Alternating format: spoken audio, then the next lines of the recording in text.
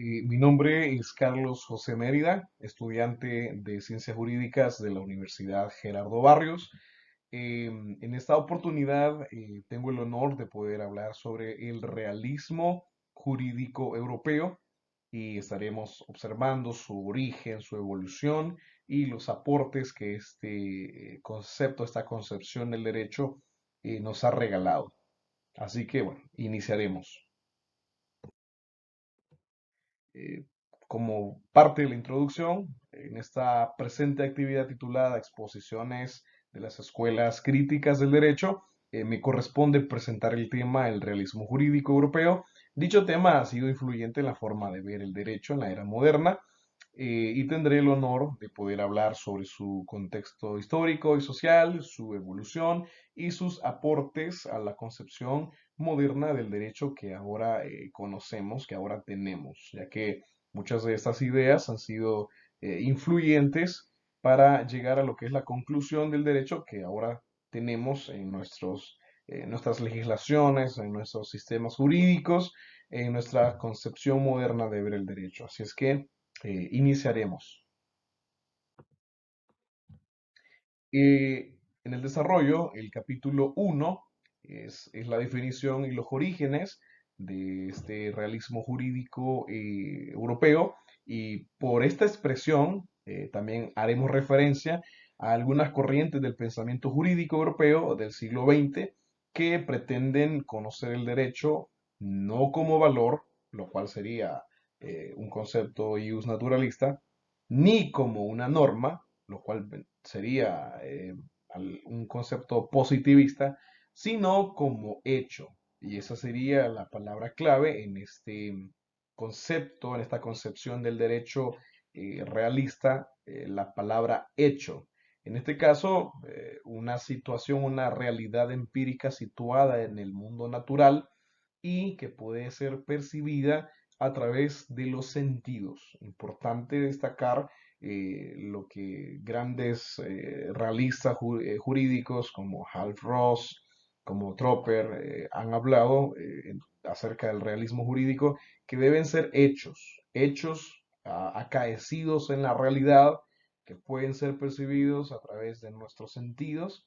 Y bueno, esa es una definición que podemos encontrar en la enciclopedia de las concepciones jurídicas de Fabra y Núñez Vaquero de fecha 2015. Continuamos. El derecho para un realista no está en un código, no está en una norma, sino que está en los tribunales y en la sociedad, lo que sucede en el día a día. Según Bobbio, los realistas libran una batalla contra los positivistas, ya que es una concepción formal del derecho, y los ius naturalistas, que sería una concepción natural del derecho. Bobbio menciona que los realistas no ven el derecho como debe ser, sino como efectivamente es. Y es que el concepto de realismo jurídico lógicamente nos narra que deben partir de hechos, ¿no? Lo que es, lo que efectivamente está acaeciendo, está sucediendo en la realidad, en nuestra realidad.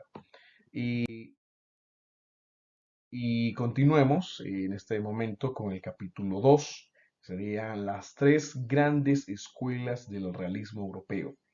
Primero tenemos el realismo jurídico escandinavo, sobre todo el sueco y el danés. Tenemos el realismo italiano y el realismo francés. Estaremos profundizando un poco sobre cada uno de estos conceptos. El realismo jurídico escandinavo parte de un realismo específicamente sueco, que se empezó a hablar ya en los años 40 del siglo pasado, siglo XX, y en este realismo jurídico se incluye el sueco Axel Hagerström, quien fue uno de sus fundadores. Nació en 1868 y falleció en 1939. También se incluye a sus discípulos suecos Ludsted y Olive Crona y a su discípulo más famoso llamado Half Ross. Su fundador, como bien lo mencionábamos, Hagestrom, fue un filósofo moral de carácter filosófico y no jurídico. También su tesis sobre la realidad, según la cual la única, realidad conocible son los hechos naturales, mientras que los valores deben ser considerados metafísica. Para Hagerstrom, se debería considerar solamente una realidad conocible, los hechos naturales, lo que sucede en la realidad, y no los valores. Deberían ser, sí, los valores deberían estar situados en un concepto metafísico, mientras tanto que los hechos deberían ser lo real, lo meramente natural, lo que se debe tener en cuenta al momento de dar un valor jurídico. El lema de Hagerstrom precisamente sería el pretea senseo metaphysicam esse delendam, que sería un término italiano, lo que en español, perdón, latín, lo que en español sería ante todo creo que se debe destruir la metafísica. Ese sería el término más famoso de Hagerstrom. Según Hagerstrom, en el mundo solo existirían hechos y no otras entidades como los valores, las valoraciones o los juicios de valor como X es bueno o Y es justo.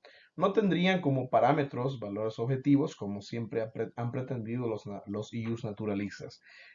Para Hagerstrom no podemos mencionar X es bueno o Y es justo o Z es malo, porque posiblemente para un sector de la sociedad X sea bueno, pero para otro sector esta misma X sea un componente negativo, dependiendo el contexto histórico, social de este grupo, de esta comunidad social, pues así serán como ellos verán cada uno de estos conceptos. Por lo tanto, no podemos generalizar y decir X es bueno, sino debemos observar el componente cultural, el componente social de este grupo para poder dar un juicio de valor sobre los elementos en los que estamos, eh, valga la redundancia, sobre los que estamos teniendo una situación en la que ponemos el valor sobre este elemento o sobre el otro como positivo o como negativo.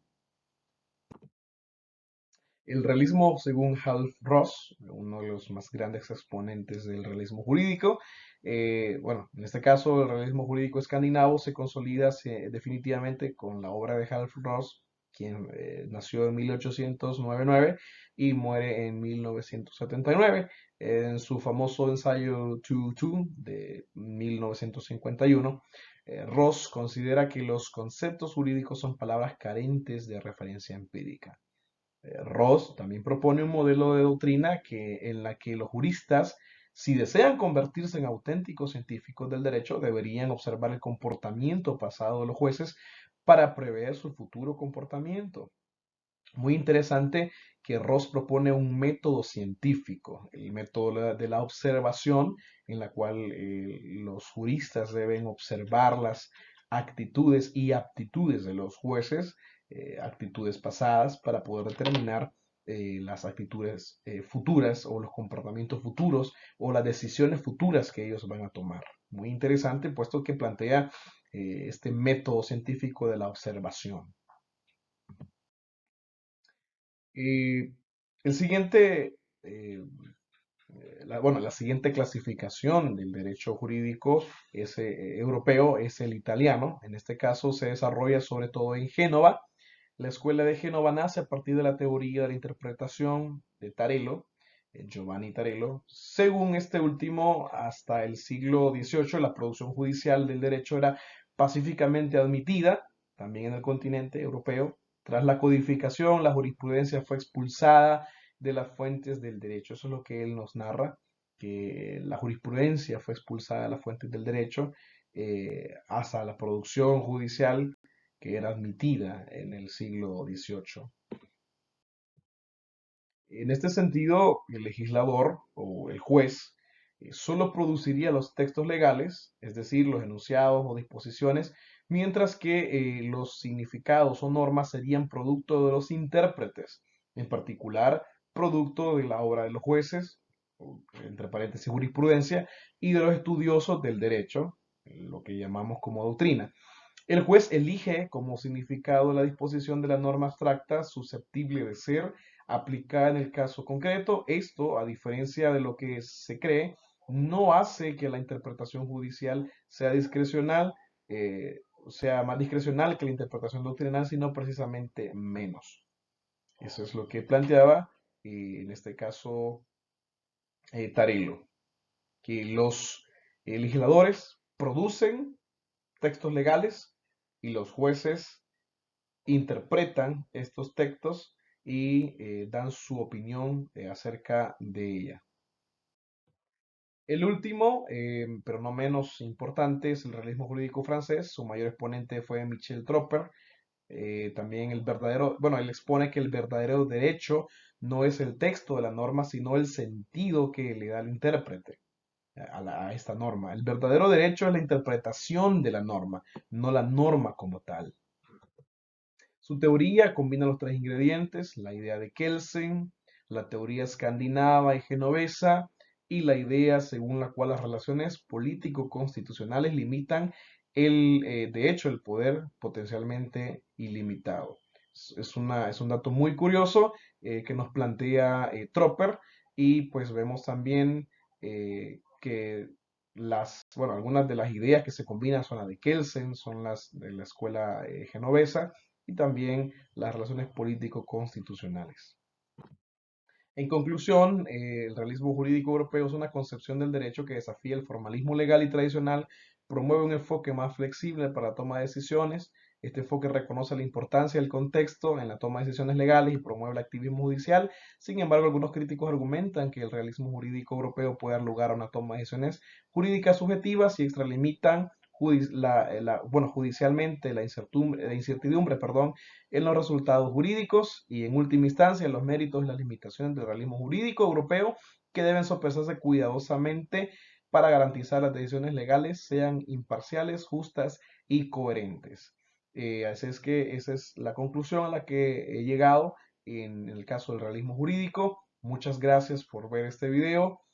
Ha sido un gusto, y por acá también dejo la bibliografía por si ustedes desean profundizar más sobre este tema. Muchas gracias. Ha sido un gusto y ha sido un honor. Un gusto. Nos vemos en el siguiente video.